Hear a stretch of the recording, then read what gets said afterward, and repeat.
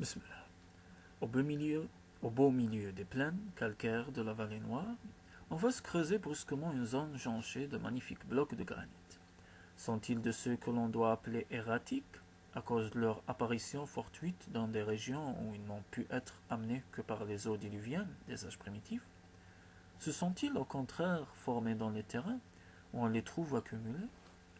Cette dernière hypothèse semble être démentie par leur forme. Ils sont presque tous arrondis, du moins sur une de leurs faces, et ils présentent l'aspect de gigantesques galets roulés par les flots. Il n'y a pourtant là maintenant que de charmants petits ruisseaux, pressés et tordus en méandres, infinis par la masse de ces blocs. Ces riantes et fuyardes petites naïades murmurent à demi-voix et par bizarres intervalles des phrases mystérieuses dans une langue inconnue. Ailleurs, les eaux rugissent, chantent ou gazouillent. Là, elles parlent, mais si discrètement que l'oreille attentive des sylvains peut seule les comprendre. Dans les creux où leurs minces filets s'amassent, il y a quelquefois des silences.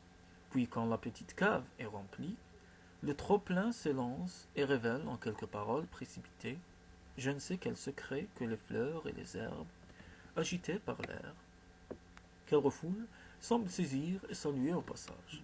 Plus loin, ces eaux s'engouffrent et se perdent sous les blocs entassés. Sur ces roches humides croissent les plantes également étrangères au sol de la contrée, la méniante, cette blanche petite hyacinthe frisée et dentelée, dont la feuille est celle du trèfle, la digitale pourprée, tachetée de noir et de blanc, comme les granites où elle se plaît, la rosée du soleil, de charmants chiffrages, une variété de lierres à petites feuilles, qui tracent sur les blocs gris de gracieuses arabesques où l'on croit lire des chiffres mystérieux. Autour de ce sanctuaire croissent des arbres magnifiques, des hêtres élancés et des châtaigniers monstrueux. C'est dans un de ces bois ondulés et semés de roches libres, comme celle de la forêt de Fontainebleau, que je trouvai une année la végétation splendide et l'ombre épaisse au point que le soleil, en plein midi, tamisé par le feuillage, ne faisait plus pénétrer sur les tiges des arbres et sur les terrains moussus que des temps froids semblables à la lumière verdâtre de la nuit. Il n'est pas un coin de la France où les grosses pierres ne frappent vivement l'imagination du paysan, et quand de certaines légendes s'y attachent, vous pouvez être certain, quelle que soit l'hésitation des antiquaires, que le lieu a été consacré par le culte de l'ancienne Gaule.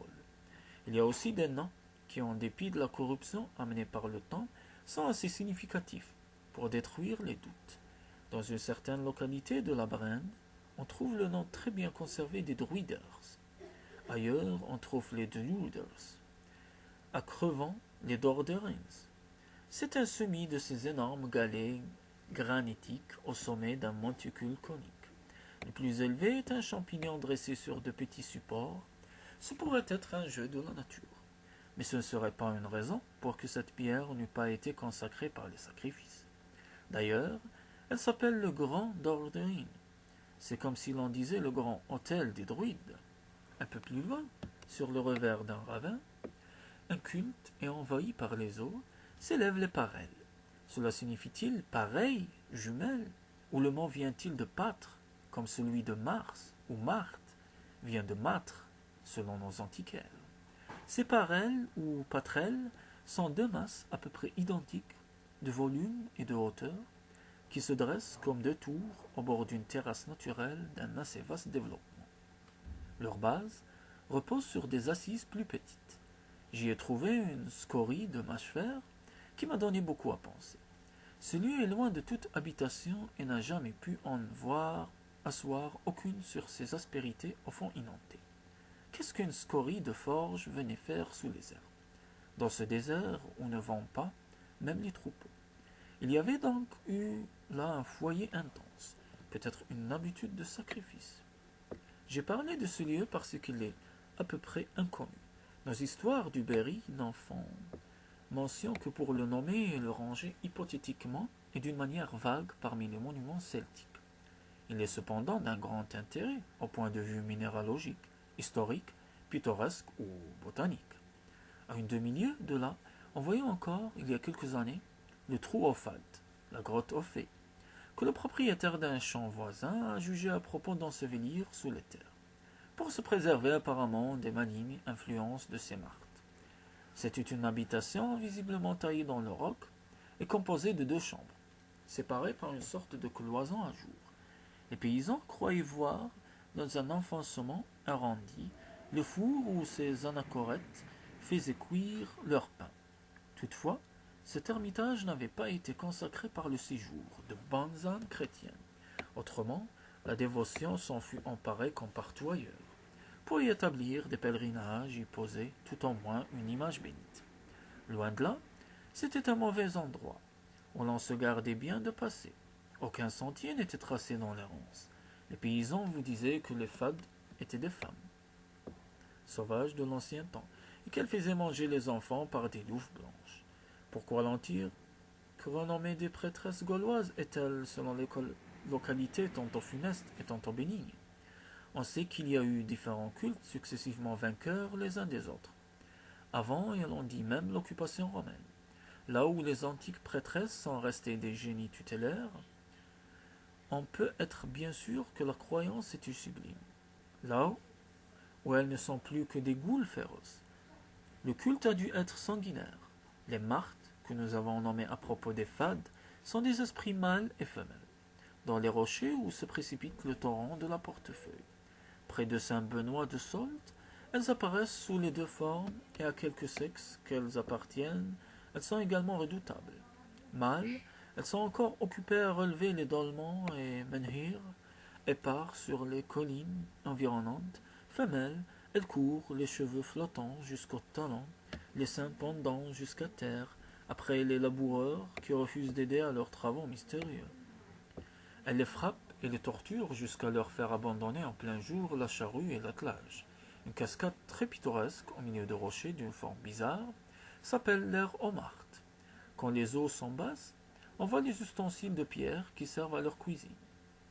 Leurs hommes mettent la table, c'est-à-dire la pierre du dolman, sur ses assises. Quant à elles, elles essaient follement, vains et fantasques esprits qu'elles sont, d'allumer du feu dans la cascade de Montagneau, et d'y faire bouillir leur marmite de granit. Furieuses d'échouer sans cesse, elles font retentir les échos de cris et d'imprécations. N'est-ce pas là l'histoire figurée d'un culte renversé, qui a fait de vains efforts pour se relever? Dans la plaine de notre Fromental, rien n'est resté de cette tradition symbolique. Seulement quelques pierres isolées dans la région, intermédiaires du calcaire au granit, sont regardées de travers par les passants attardés. Ces pierres prennent figure et font des grimaces, plus ou moins menaçantes, selon que les regards curieux des profanes leur déplaisent plus ou moins. On dit qu'elles parleraient bien si elles pouvaient et que même les sorciers fins, c'est-à-dire très savants, peuvent les forcer à dire bonsoir.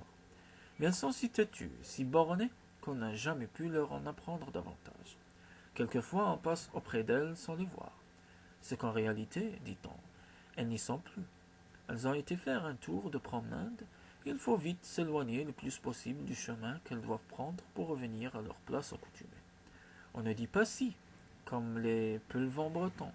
Elles vont boire à quelques eaux du voisinage, tant il y a qu'elles sont aussi bêtes que méchantes, car elles se trompent quelquefois de gîte, et des gens qui les ont vues un soir, couchés sur une lande aride, les revoient le lendemain, à la même heure, debout dans un champ ensemencé. Elles y font du dommage et crèvent brutalement les clôtures, mais le plus prudent est de ne pas avertir le propriétaire, car outre qu'il lui serait bien impossible d'enlever ces masses inertes, quand même, il y mettrait 12 paires de bœufs. Il se pourrait bien qu'elles prissent fantaisie de l'écraser. D'ailleurs, elles sont condamnées à retourner dans leur endroit, si elles n'ont pas assez de mémoire pour le retrouver tout de suite. C'est tant pis pour elles. Elles erreront 1 an, s'il le faut, en courant sur leur tranche, ce qui les fatigue beaucoup. Il leur est défendu de se reposer autrement que debout, tant qu'elles n'ont pas regagné le lieu où elles ont permission de se coucher. Nous avons vu quelquefois de ces pierres appelées pierres caillasses, ou pierres sottes.